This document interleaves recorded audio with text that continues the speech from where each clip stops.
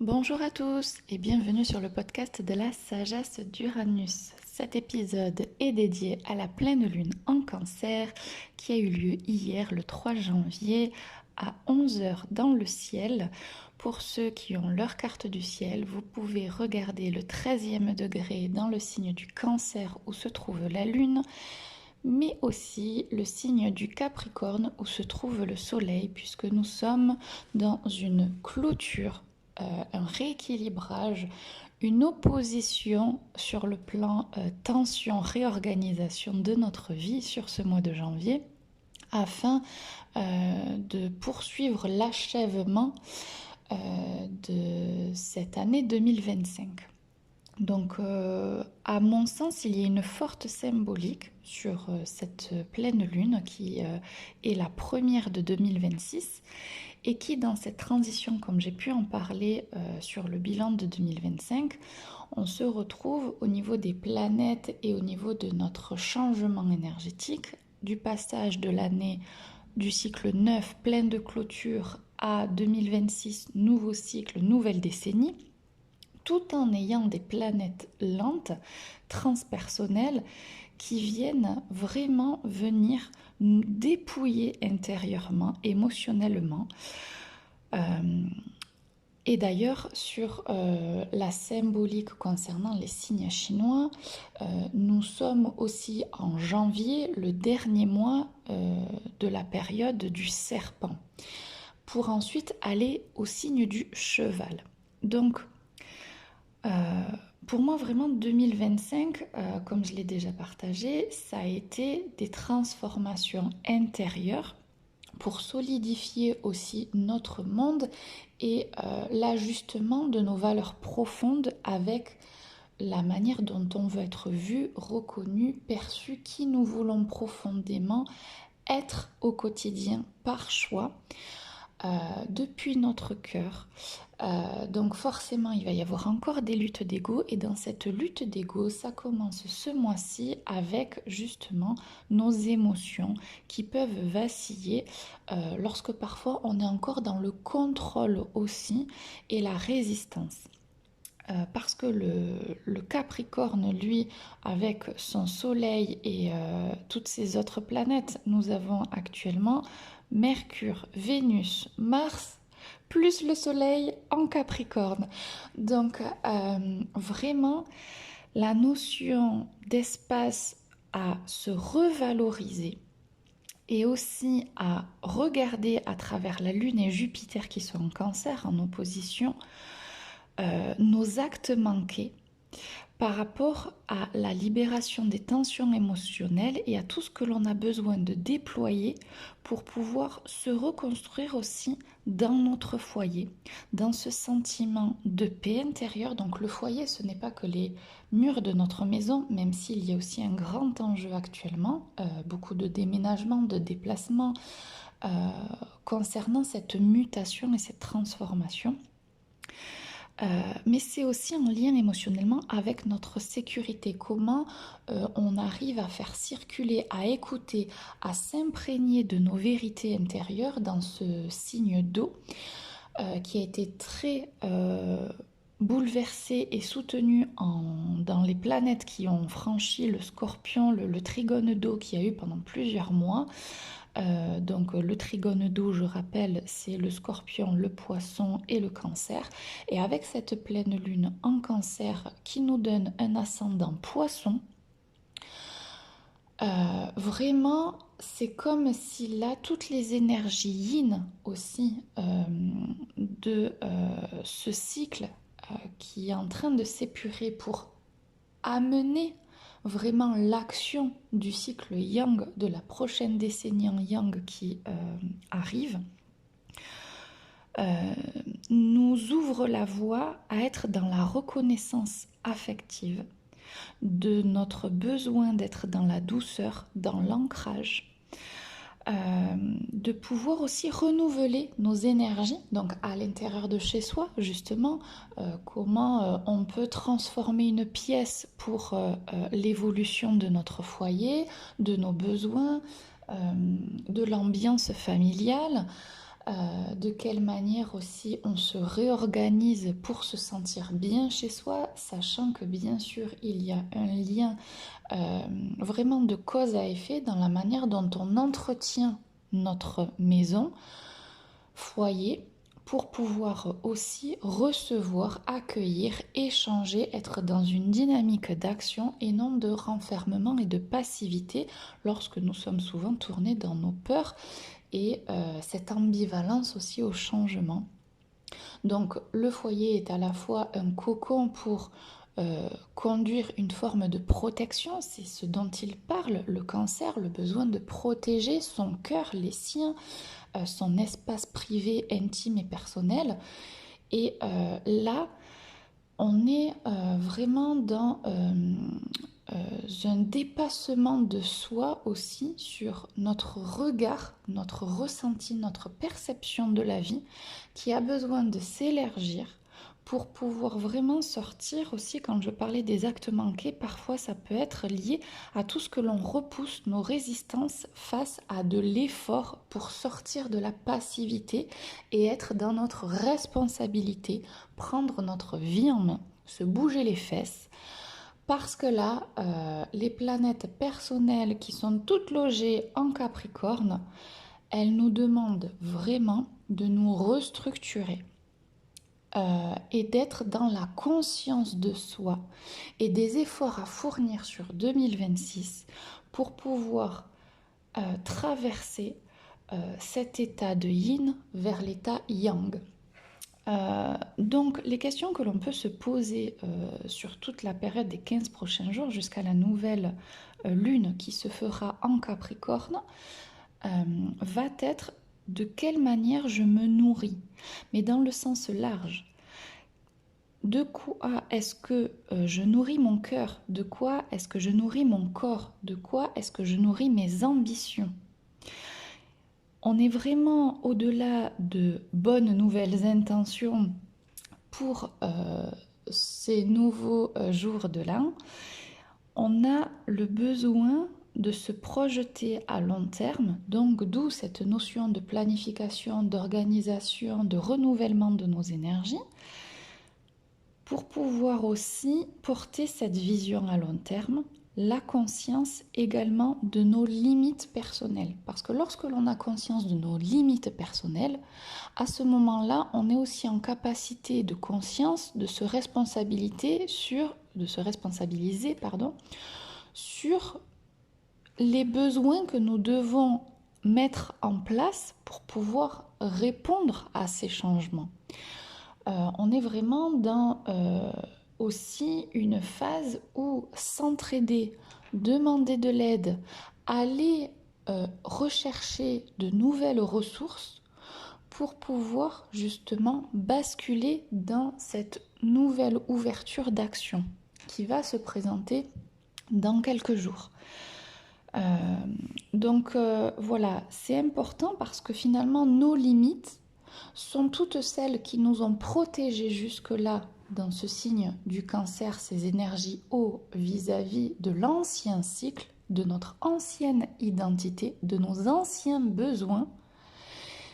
Et là, quelque part, on a besoin de faire peut-être de l'écriture, de poser à l'écrit ce qui était avant, mes aspirations maintenant, et comment faire pour mener mes aspirations. Pour certaines personnes, il y a des choses qui sont des évidences. Elles se disent, même pas besoin que je l'écrive, j'y suis déjà. Et pourtant, lorsqu'on parle de nos émotions et d'une structure plus solide pour pouvoir aussi appréhender et accueillir le changement énergétique qu'il va y avoir sur le plan collectif, parce que des situations politiques de renversement vont se présenter, on va avoir dans la société donc extérieure à notre foyer beaucoup de changements, peut-être de la rébellion sociale aussi. Donc automatiquement, tout ce que là nous allons aussi pouvoir poser sur papier, c'est aussi se délester de certaines choses ou voir un peu plus par l'écrit nos valeurs sous lesquelles on croit pour ne pas vaciller durant l'année lorsque quelque chose extérieur à soi va se présenter et pour pouvoir continuer à être au cœur de notre projet personnel, de cette sécurité émotionnelle, mais dans une nouvelle vibration. C'est un peu comme une vision écrite, donc le côté vision board aussi, pour ceux qui connaissent et qui le pratiquent, c'est le moment, faites-le maintenant. Parce que justement sur ce mois de janvier, au-delà de la nouvelle année et des bonnes intentions, le fait d'avoir une vision, ou même si parfois on est dans le doute, on ne sait pas trop où on va, parce que bien sûr on est en transition énergétique, donc il y a des fois on se dit ah ben ça c'est une évidence, mais parfois au fond on ne sait pas toujours où est-ce qu'on va. Et ça fait partie de la vie. Et il faut dans ce lâcher prise que l'on accepte que dans nos projets, parfois on sait ce que l'on veut, mais on ne sait pas comment les mettre en place. Et en fait c'est les semaines durant les mouvements aussi de la vie à venir qui vont mettre en place ce qui va donner la réponse à notre clarté. Donc, une part de nous le savons très bien que ça fait partie du jeu et que c'est comme ça qu'on vit. Mais parfois, malheureusement, dans notre manière de vouloir se protéger, diriger, contrôler, on en oublie aussi l'espace du mouvement de la vie. Et là, c'est comme si dans cette transition en janvier, cet espace-là, il va exploser, il va se décupler. Forcément, émotionnellement, ça va nous toucher. Mais c'est pour libérer les tensions, libérer ces dernières énergies qui nous restent encore en mémoire par rapport au siècle dernier, presque, j'ai envie de dire. Donc, c'est pour ça que il y a une élévation, la possibilité aussi de guérir nos peines, nos colères, par rapport justement à ce passage de chapitre qui se ferme et de mobilisation à porter pour pouvoir être dans cette nouvelle énergie. Donc voilà, certains jours de ce mois-ci pourraient être comme inatteignables. Peut-être que parfois on pourrait douter aussi de notre capacité à y arriver. Mais c'est juste parce qu'en fait, quand on ne se sent pas capable, c'est comme si c'est à ce moment-là où on avait besoin d'une bonne pause, d'un grand verre d'eau, pour pouvoir ensuite se relier à notre environnement, aux autres, pour pouvoir demander de l'aide. Là, sur cette carte du ciel, on a la maison 1 et la maison 7 qui prennent deux signes complets. Donc, la maison 1 est portée à la fois dans cette transition yin-yang sur le poisson et le bélier. Donc c'est deux signes dans une seule maison, c'est l'identité, le moi, on passe vraiment de nos illusions aussi que l'on peut avoir dans la vie pour pouvoir se mobiliser et se dire ben ça c'est bon, maintenant je passe à autre chose et j'y vais. Ça peut être aussi par rapport à Mercure qui se trouve en maison 10 sur la carte, le besoin de s'exprimer, de continuer aussi dans les révélations à faire sur soi, quelque chose à acter, à produire dans une forme de communication et de reliance du coup à ce cœur pour être encore une fois dans une vérité qui nous permet de nous libérer. Donc c'est vrai que c'est pas forcément une période qui semble compliquée parce que pour plusieurs personnes d'entre nous on est déjà dans la mobilisation à conduire le changement, on sait ce que l'on veut, on a commencé à entreprendre, mais en même temps on est au cœur de l'hiver et de ce besoin d'être à l'écoute de soi et des besoins d'équilibrer les moments de pause et les moments d'action. Donc dans cet axe Cancer-Capricorne,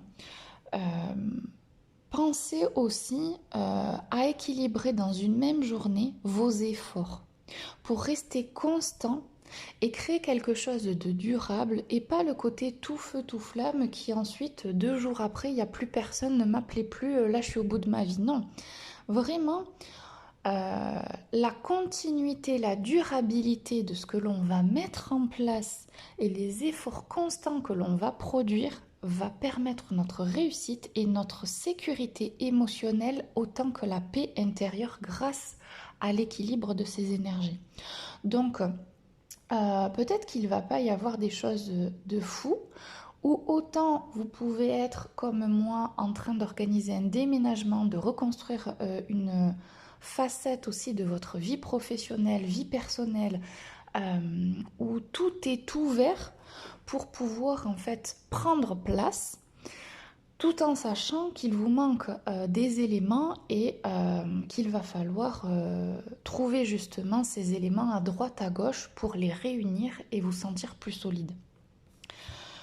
Donc on est vraiment sur une élévation aussi de notre pouvoir personnel pour se nourrir autrement vis-à-vis des liens d'attachement, puisque si la maison 1 englobe le poisson et le bélier, en face dans la maison 7 qui est le signe de la relation aux autres, des partenariats, donc une vie sociale au contact des autres, se fait à la fois dans le signe de la Vierge et de la Balance. Donc cette reliance aussi de créer des liens plus sains, plus structurés, dans l'amour, dans le partage, c'est vraiment ce que dirige aussi l'élément de la Vierge qui est dans le soin, mais le soin dans la manière dont je me mets en relation avec les autres et pas dans le soin au service des autres. Attention, parce qu'on est encore dans les axes des nœuds lunaires Vierge-Poisson où on doit se libérer aussi de ces excès de soin à l'autre pour prendre soin de soi dans la démarche vraiment de reconquérir, j'ai envie de dire, notre monde intérieur et extérieur. Donc, dans tout ce que l'on a pu transformer aussi courant 2025, il va y avoir maintenant l'ouverture à vraiment déployer la santé de notre corps physique, émotionnel, vraiment dans quelque chose de très personnel pour pouvoir ensuite donner ce que nous avons en plus à offrir aux autres. C'est pas les autres avant moi, c'est tout ce que je nourris en moi me permet de donner qui je suis et de manière juste et équilibrée ce que j'ai à offrir aux autres et au monde dans mes collaborations et ma vie relationnelle. Donc c'est pour ça que dans les couples, peut-être qu'à aujourd'hui, il va y avoir des réorganisations de la manière dont vous pouvez vivre ensemble pour recollaborer autrement au quotidien. Ou bien peut-être aussi se dire, bon ben en fait on est arrivé au bout de ce que l'on avait aussi besoin de comprendre sur l'un et l'autre en étant ensemble. Et maintenant il est temps de passer à autre chose et de rompre. Il y a aussi, c'est très intéressant par rapport aux conversations que j'ai autour de moi, je me rends compte cette année que de plus en plus aussi de pères prennent leur place au sein du foyer pour défendre leurs droits de garde vis-à-vis de leurs enfants. Et je trouve ça formidable parce que moi personnellement j'ai été touchée dans mon enfance sur ce manque de justice et la possibilité justement au père d'être pris au sérieux parce que les carcans aussi familiaux d'avant, de l'époque, c'était que l'enfant était mieux avec la mère, comme s'il y avait que la mère qui pouvait nourrir en fait l'enfant parce que du coup elle le porte au sein. Ça, c'est vraiment quelque chose qui a besoin d'être encore mis en lumière et réévalué dans notre société. Parce que ce n'est pas la réalité. C'est-à-dire que bien sûr qu'en tant que femme, on nourrit l'enfant du fait de le porter et de produire du coup le lait maternel à transmettre à notre enfant pour toute son immunité parce que dans les fonctionnalités du corps de la femme, c'est son rôle. Pour autant, les fonctionnalités de son corps ne sont pas non plus une raison pour pouvoir en fait donner l'entière responsabilité d'une mère dans le fait d'élever l'enfant. Et c'est là où parfois ça a pu arranger aussi la société dans ce carcan patriarcat où le père devait aller travailler, la mère était au foyer. Et donc là, on peut voir aussi l'évolution de notre société où, après tout un passage très féministe euh, de ces femmes qui voulaient du coup plus de justice par rapport à ces énergies yin et yang qui étaient complètement déséquilibrées, qu'il fallait bousculer, qu'il fallait transformer. Là, moi, je suis fière et j'encourage tous les papas avec lesquels je discute qui se positionnent auprès de leur enfant, quel que soit l'âge, hein, qu'ils aient 10 ans comme 1 mois. Vraiment, dans ce rôle de la paternité, on a aussi, euh, j'ai envie de dire, le résultat euh, de ce dont on avait besoin aussi d'affronter concernant le rôle de la mère, euh, de nos origines, de notre conditionnement familial, des tabous, des secrets aussi familiaux qui font que à aujourd'hui, en tout cas dans ma perception de la vie, l'équilibre du foyer se trouve vraiment à travers le fait euh, d'être unis, mais d'être unis déjà envers soi-même dans nos polarités. Et donc du coup, cesser de faire porter des rôles masculins aux femmes pour que du coup elles puissent à la fois être le père, la mère, à la fois des dirigeantes pour pouvoir faire leurs preuves en tant que femmes. Je pense maintenant vraiment qu'on peut se libérer de tout ça, qu'on en a en tout cas la maturité et la reconstruction émotionnelle pour pouvoir se redonner une place à chacun dans nos collaborations entre hommes et femmes. J'ai envie de dire que pour moi, c'est comme le grand espoir que la prochaine décennie va s'occuper de... Ou peut-être que ce sont mes rêves profonds aussi, c'est possible. Je suis désolée si du coup ça devient personnel sur ce rêve-là de notre société, mais dans la manière de vivre et de revoir la condition aussi de l'homme et de la femme dans sa globalité, parce que là vraiment on est sur du nord en poisson, hein. Euh, Vraiment cette dimension à, oui, vivre d'une manière différente, ça passe aussi par le fait que parfois certaines mères ont été dans des abus de pouvoir, à se croire au-dessus aussi de la loi ou des pères, pour pouvoir du coup manipuler et orienter du coup ce qui, elles, leur permettait de se sentir en sécurité parce que pendant trop longtemps, la mère a été aussi associée à exister qu'à travers le rôle d'être une mère. Et ça aussi, c'est quelque chose qu'il faut que l'on admette dans la société, que tout ce qui à un moment donné a pu arranger celle-ci est devenu le fardeau aussi des familles et les conséquences actuelles où toute ma tranche d'âge se retrouve à faire des enfants et à se séparer ensuite et à vivre dans une individualité parce que sans la rupture euh, familiale de l'homme et de la femme et qu'ils puissent se réassumer entièrement dans le, la pleine capacité de ce que l'on a à offrir en tant que personne pour pouvoir ensuite vraiment pouvoir se remettre ensemble dans une autre collaboration de ce qu'on a pu vivre dans les générations passées. Parce que c'est ce changement-là, cette transformation-là aussi de notre conscience, de notre manière de vivre, qui va aussi conditionner la nouvelle ère du Verseau, le fait de revenir sur des petites communautés, de l'entraide, se remettre en question aussi sur nos modes de consommation au sens large concernant nos énergies, la nourriture. Il y a eu récemment du coup un gros scandale concernant le domaine de l'agriculture et c'est pas terminé. Et des soucis sociaux, il va y en avoir encore plein parce qu'il va être temps de faire face à ce dont on a besoin aussi pour pouvoir changer la société. Et ça part d'abord de soi pour se remettre en lien avec des personnes qui nous ressemblent, qui ont des valeurs similaires aux nôtres, pouvoir se compléter dans l'entraide et dans les ressources, mais à travers vraiment une vision identique. Et à ce moment-là, du coup, pouvoir s'élever et se rebeller aussi dans cette société qui a besoin de chacun d'entre nous pour pouvoir mener le changement et l'éclosion d'une nouvelle société.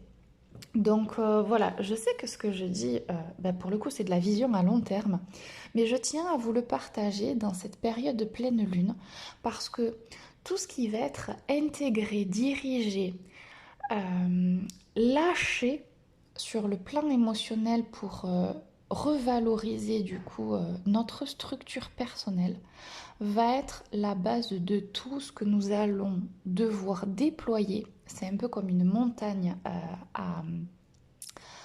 à grimper pour pouvoir mieux respirer après.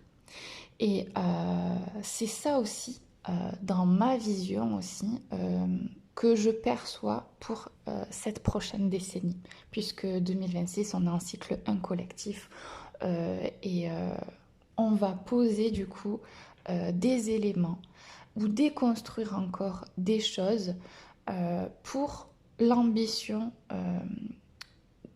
de ce que l'on veut vivre profondément dans le changement. Voilà pour ça. Donc après, qu'est-ce que j'ai noté? Donc forcément, il va y avoir encore des désillusions possibles face aux réparations et aux liens d'attachement. Parce que justement, sans ça, on ne peut pas non plus conduire le changement matériel. C'est-à-dire que malheureusement encore, dans le besoin d'être pris en charge par l'extérieur sur le plan émotionnel, psychique, on s'empêche aussi, on se renferme de pouvoir passer à l'action envers soi-même, et donc automatiquement on ne peut pas matérialiser quelque chose pour soi si on compte encore trop à laisser l'autre nous prendre en charge. Et c'est pour ça que là, ça va être un défi. En tout cas, je sais que pour moi, ça va l'être. Parce que mon manque, en fait, de collaboration dans ma manière d'être dure et de me dire que je peux me débrouiller toute seule, que j'ai besoin de personne pour maintenir mon indépendance, et ma force aussi qui me permet d'être dans ma personnalité, parfois est un peu trop aussi. Et ce qui fait que là, à la fois certains vont devoir vraiment arrêter de dépendre, peut-être même de cacher, se remettre en question dans la nourriture, dans ce que l'on ingère pour se maintenir en vie, en équilibre aussi. Je pense que toute la dimension aussi de la santé par rapport à la manière dont on se soigne et dont on se maintient quand on a une psyché défaillante ou en difficulté. Le cacher ne résout pas tout, s'enfermer ne résout encore moins tout. Et donc là, il va y avoir quelque chose aussi qui va évoluer, qui va exploser. Voilà, il y a vraiment aussi, je pense, une responsabilité sociale à porter dans beaucoup de choses où on a pu être dans le détachement émotionnel. Donc ça, c'est aussi dans l'opposition Cancer-Capricorne. Où le détachement émotionnel permet justement de tourner le dos pour pouvoir aller de l'avant, mais ne résout pas le problème parce que pendant ce temps, en fait, il existe toujours. Donc à ce moment-là, c'est un peu comme, vous savez, le terme dans notre société de non-assistance à personne en danger. Je pense que ça aussi, on va pouvoir se pencher dessus. Parce qu'à travers, du coup, tout ce qui a été dans notre enfance, dans le passé ou dans la dernière décennie, comme je disais, le rapport dans le foyer homme-femme, le Covid qui a révélé énormément de violences conjugales, et dans les deux sens, hein, je ne blâme pas que du coup la force de l'homme, la femme aussi est capable de tout. Donc la violence est des deux côtés.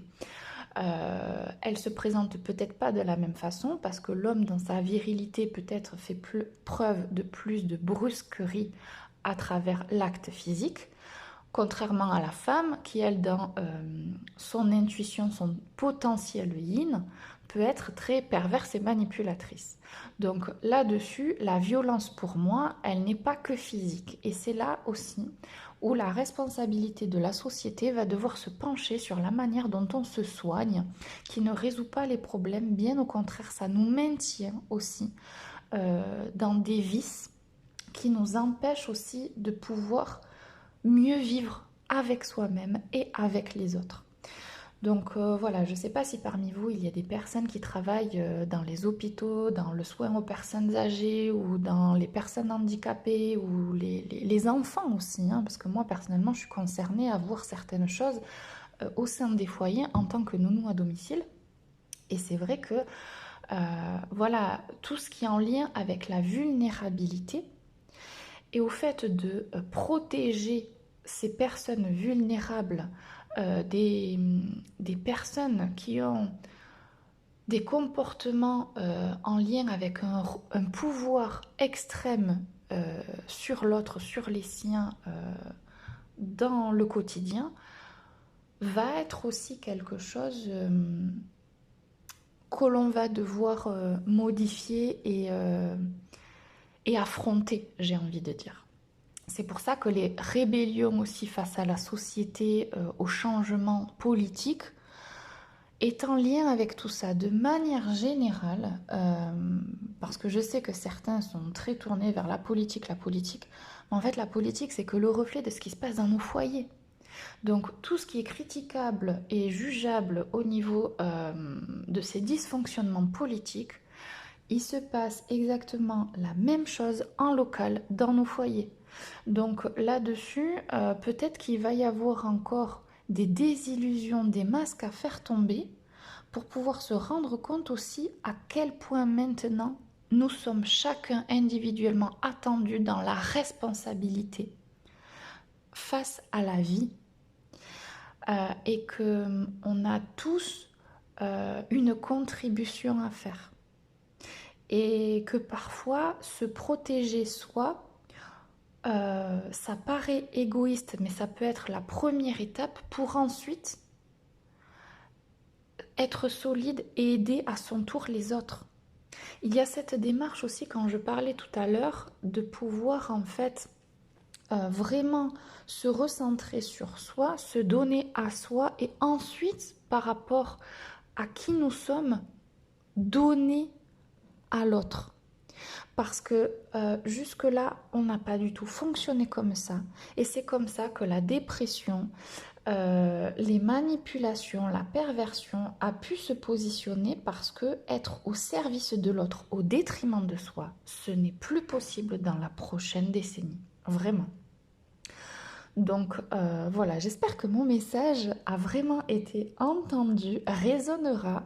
Vous fera ressentir comme moi, là j'ai des palpitations dans le cœur, je me sens toute chaude là de cette conversation parce que pour moi le vrai changement il va se faire vraiment dans notre manière de s'unir et de créer du lien pour pouvoir bâtir l'avenir. En tout cas j'en suis convaincue. Donc pensez à aujourd'hui à revaloriser vos propres limites personnelles, mais aussi des affirmations à porter pour pouvoir créer votre stabilité et vous sentir bien au contact des autres. Réduire les excès. Alors les excès, pareil, ça parle de tout, hein, excès de nourriture, excès de colère. Excès de renfermement, vous pouvez aller voilà, vraiment revisiter l'ensemble des termes émotionnels et faire peut-être une séance de thérapie en lien avec ce monde émotionnel pour pouvoir vraiment vous porter dans cette solidité entre le mental et l'émotionnel. Donc moi, en ce qui me concerne, j'ai fait un accompagnement en sophrologie durant 2025, vraiment qui m'a fait énormément de bien, énormément évoluer, aussi par rapport à toute l'impatience que je pouvais avoir. Et je me sens tellement plus sage. Alors ça ne veut pas dire que j'ai pas 2 fois plus envie de me rebeller face au changement, mais dans une autre manière d'être et d'utiliser mon énergie personnelle. Et donc du coup, j'ai trouvé ça génial et je pense du coup continuer sur 2026 parce que c'est quelque chose en tout cas, tout ce qui est en lien avec le système nerveux, la respiration et le fait de s'ancrer et de faire circuler tout ce que l'on possède et ressent comme ressources à l'intérieur de notre corps, sans cette conscience et régularité, rigueur apportée dans ce soin-là, dans notre rapport à notre corps et à qui nous sommes dans notre système en tant qu'être humain, c'est un peu vraiment pour moi ce qu'on aurait dû mettre en place dans le système scolaire. On apprend le corps humain, mais en fait, la pratique essentielle pour soi, je la vois pas dans l'éducation, mais vraiment pas. Et pendant trop longtemps, ça a été considéré comme quelque chose à explorer par soi-même quand on devient adulte. Non, vraiment pas. Là, si vous êtes des personnes sensibilisées par rapport aux activités des enfants que vous pouvez leur proposer, vraiment mobilisez-vous et donnez-leur l'opportunité en tant qu'enfant d'apprendre vraiment à respirer, à communiquer, à s'exprimer, que ce soit à travers l'écriture, à travers du coup du théâtre, toute l'expression de soi dans sa globalité. Et donc là, je pense que c'est des choses qui me semblent évidentes aussi parce que la lune en cancer actuellement se trouve dans le signe 5. On est dans la créativité, dans des activités à renouveler, à expandre, à vraiment se reconnecter à notre joie. Donc du coup, la manière aussi dont on est en relation avec les enfants, euh, dans leur sensibilité, dans leur manière de s'exprimer, comment aussi transformer le lien parent-enfant au quotidien lorsque parfois on se sent à bout. Et si du coup le parent n'aurait pas besoin un peu d'aller en thérapie, de lâcher quelque chose pour pouvoir changer aussi son lien énergétique et être dans le fait d'apprendre quelque chose de différent pour pouvoir collaborer aussi avec son enfant plutôt que d'être en lutte tout le temps face à la rigidité qu'il peut y avoir aussi dans l'éducation. Donc il n'y a pas de bonne ou de mauvaise choses là-dessus en tant que parent et accompagnant parce que moi aussi du coup en étant nounou, on fait tous comme on peut face à l'impulsivité et j'ai envie de dire à la spontanéité émotionnelle aussi que nous met en face nos enfants dans cette génération-là aussi, où tout semble être décuplé émotionnellement. Et avec Jupiter en cancer, c'est sûr, on ne peut pas le louper.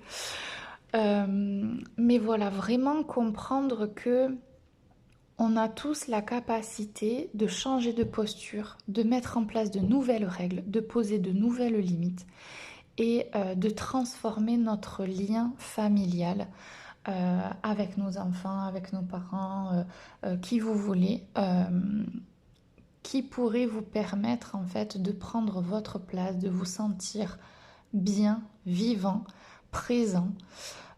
Parce que comme je l'ai dit aussi dans les précédents épisodes, la présence à soi, c'est essentiel. Mais c'est vrai qu'actuellement, dans l'entraide, on pourrait aussi se rendre compte qu'on a besoin aussi de présence des autres.